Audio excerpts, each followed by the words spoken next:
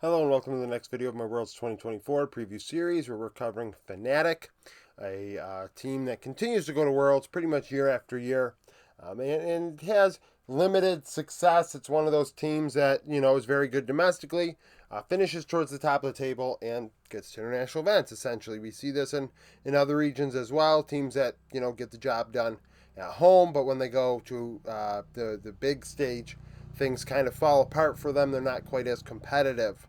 Last year, Fnatic did go to Swiss stage and drop out, losing to, I believe, Weibo in the process. So Oscarinin in top lane, a young player, has played for about a year and a half now, has shown glimpses of promise, a player that I believe still deserves more of an opportunity. This team gets a lot of heat, and people expect there to be roster changes in an attempt to keep up with G2. And to be honest with you, I don't think they're going to really be able to. Their biggest mistake was allowing Caps to walk many years ago, and not literally giving him a blank check to try and keep him. And in doing so, Caps is the best player, in the West. He's the best Western player of all time. So he's always going to be able to get whoever he wants on his team, and we'll talk more about that when we do G2 in several days here. But, so to compete with that's very tough. Fnatic have great players in mid and in jungle, and upper half players in the other three roles, in my opinion. So it's really hard to improve this team. So Oscar, in season finals, their stats were not great. Oscar's 1.5 KDA is, he died a lot. 8.1 CS per minute, 51.2 KP, so half of the kills were he was involved in. 1.37 damage divided by gold, 20.6% of the team's damage, 20% of gold, so roughly giving what he gets. 3.21 vision efficiency, which is vision score divided by wards placed. Is ahead quite a bit at 15 minutes, 410 gold, 16 CS, 238 XP. Only one solo kill and 7 champions in 12 games. Domestically, he's 10 and 13 over his career. 1.6 KDA, 47 KP, so less than half a kills. 7.3 CS per minute, 1.24 return on investment. His only Worlds appearance was last year. Razork, consistently top 3 jungler in the LEC. Like I said, he's a very good LEC jungler. Before I even talked about Oscar, I'm like, mid and jungle are strong, and Razork is one of them. He and Yike go back and forth statistically as the best jungler pretty much of each split. Once in a while you had Jankos or Sheo in there the last couple of years, but out of the 6 splits, it's Razork and Yike for the most part. 2.5 KDA, 6.1 CS per minute, 71 KP. Looking at the KPs, he and June end up leading the way for this team, making things happen, both above 70%. 1.12 damage divided by gold, 15% of the team's damage, 17.6% of the gold. So a little more even when it comes to carry versus facilitator versus other junglers at this tournament. We've seen Elyoya very far to the facilitators, but also a couple junglers, especially in the minor regions, that are heavily favoring carry-oriented champions, which was the meta for the most part this year, and it probably will continue to be so, depending on patches. 17.6 gold share, 6.35 vision score per ward, a very efficient warder. The wards he places down, he does get vision score from them, and many junglers can't say that. Many of them don't even have half the vision score. Razork does. 136 gold ahead, 32 XP, 7 champions, 12 games. Internationally, he's 16 and 18, 2 KDA, 66.6 KP, 6 CS per minute, 1.17 return on investment. In Worlds 2022, he would drop out in group stage. In 2023, out in Swiss stage. Humanoid, I say it all the time. I've talked about Humanoid in these preview videos a few times. Talk about him when we talk about Fnatic before the season starts. Great laner. In terms of international level, he is world class. He goes to these events and he stands his ground in lane. When you look at the end of the tournament, his laning stats are amongst the best. He is very good at getting his gold in the laning phase. But as the mid to late game transpires, sometimes he ends his face off, and that's what people remember. But I also, take into account the good with the bad. 3.1 KDA, a 10.3 CS per minute. We look at Frescowi, right? 8.8. That's a 15 CS difference at 10 minutes. It's a big difference. So that's a thing. 69.2 KP, 1.66 damage divided by gold, which leads the team. He's the most efficient player in the damage department. 30.7% of the team's damage and 25% of the gold. He leads the team. He is getting the resources, he's dealing the damage, and that's kind of the deal here. It is Humanoid. And then Noah. So 2.81 vision score per ward, ahead 360 gold, 4 CS, 100 XP, 5 solo kills, 6 champions, 12 games.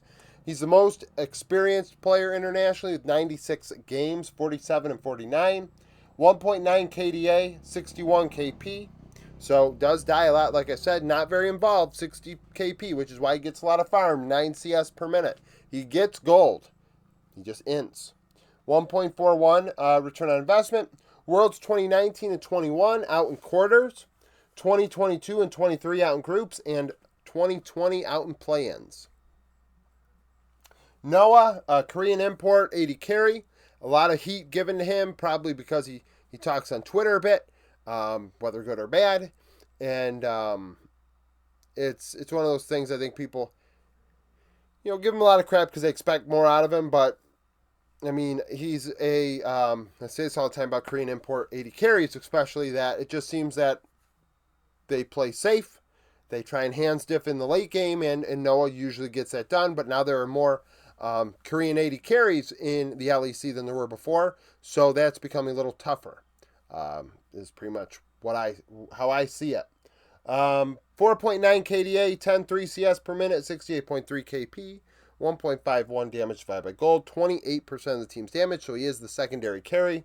24% of the gold, so a lot of the gold going to mid and 80 carry on this team. We're seeing better spreads of gold on other teams at this tournament, so this is an interesting aspect of Fnatic. 2.68 vision score per ward. Something to monitor here, though. Down 410 gold, 1 CS, 78 XP. We're going to combine that with June, but they're still going to be negative.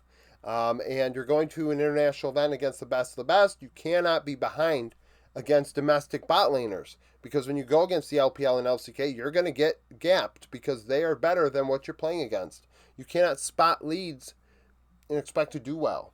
6 solo kills, which is kind of crazy for an 80 carry in 12 games. 7 champions played. 10 and 13 internationally. 2.8 KDA, 61.7 KP, 9.3 CS per minute, 1.34 damage divided by gold. Worlds 2023 was his only Worlds appearance. June. So with June, a lot of people think he's the best Western support. Personally, I don't think he's much better than Trimby was. I think Mickey is better than both. But in my opinion, this team is essentially what it was last year.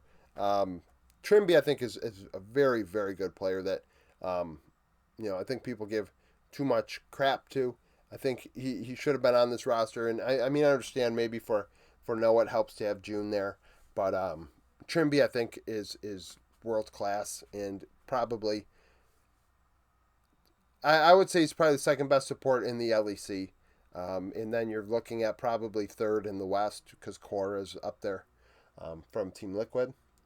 But 2 KDA, 73.8 KP, so June is the one making things happen for this team, even more than Razork. 3 out of every 4 kills June is involved in on this team. 0.56 return on investment. We're going to look at that and see how that compares to everyone else at the event. And that is pretty low. And you're going to say, but supports don't need to deal damage. Well, true, they don't. And in the support role, maybe not. Historically maybe not, but there are players at this tournament that deal twice as much damage as June does relative to the gold, and they are packing a punch, and those teams offer a different look, different vibe. 1.93 vision score per ward, up only 35 gold, 1 CS, 141 XP. So this team is behind about 380 gold at 15 minutes, even in CS, and up 70 XP. So you are spotting 350 gold leads to LEC 80 carries. Let's say you spot a 500 gold lead to a Eastern 80 carry. That's Not great. You don't want to do that, right? You don't want to be behind at 10 minutes. If you're already behind in the early game, that's problematic. One solo kill, 4 champions, 12 games. Smallest champion pool on the team, at least as far as usage. Internationally, he played only at MSI, 6 and 8, 2.7 KDA, 73.2 KP. Night Share as the head coach, 10 and 13 in his career as a head coach internationally. Worlds 2023 Swiss stage, he was the coach, so that is a thing. I expect this team to kind of just meander through the Swiss stage, not get out of Swiss stage. Maybe take a game off of an Eastern team because they do have the ability to do that. We have seen them in the past. Take a game off of, we saw them do it with Top Esports at MSI. We saw them, I believe, do that as well at Worlds last year. It's a team that's capable of doing that, but I don't think winning the series in general. So that's, it is what it is. This team, like I said, it's a very good domestic team that just is kind of limited in terms of the pizzazz needed to take it to the next level. And really, there's not many players in the LEC that can do that aren't already on G2. So this notion that, hey, let's just swap out players on Fnatic, they'll be better than G2, I think that's a fool's errand. So that is what it is. But nevertheless, thank you for watching. If you like the video, like it. Subscribe to the channel for daily League of Legends content. Follow me on Twitter, join the Discord, become a YouTube supporter, and hope to see you again tomorrow.